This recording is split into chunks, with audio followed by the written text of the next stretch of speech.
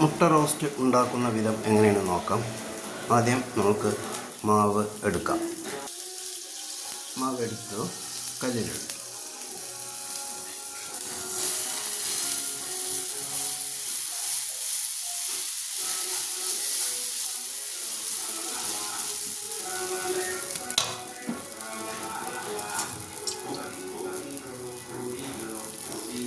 കുറച്ചൊരു മേലെ വെളിച്ചെണ്ണ തേച്ച് കൊടുക്കുക.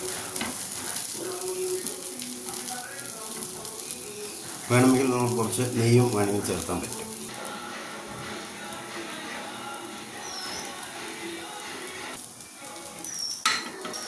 നന്നായി തേച്ച് കൊടുക്കുക.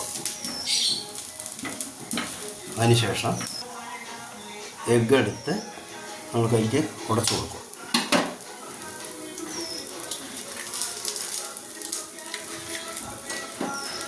നന്നായിട്ട് പൊട്ടിച്ച ശേഷം നന്നായിട്ട് ഫുള്ളായിട്ട് കവർ ചെയ്യുക.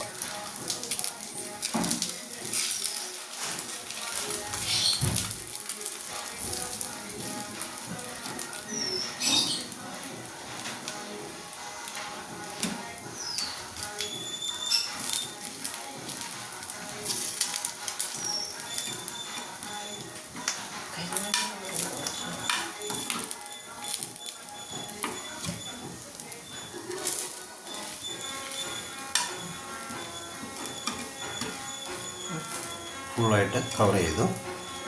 കുരുമുളക് പൊടിയും നമുക്ക് അല്പം അതിൽ ഇടാം.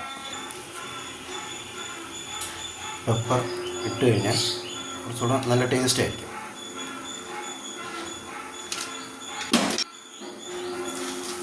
എന്നിട്ട് നമുക്ക് മെല്ലെ അത് ഒന്ന് മറച്ചെടുക്കാം.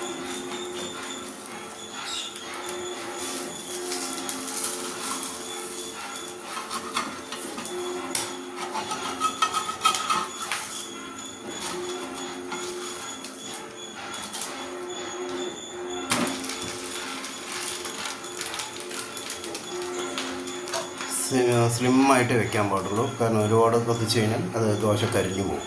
അതുകൊണ്ടാണ്. നമുക്കത് മറിച്ചെടുക്കാം. എന്നിട്ട് അതിനെ പ്ലേറ്റിലേക്ക് മാറ്റാം.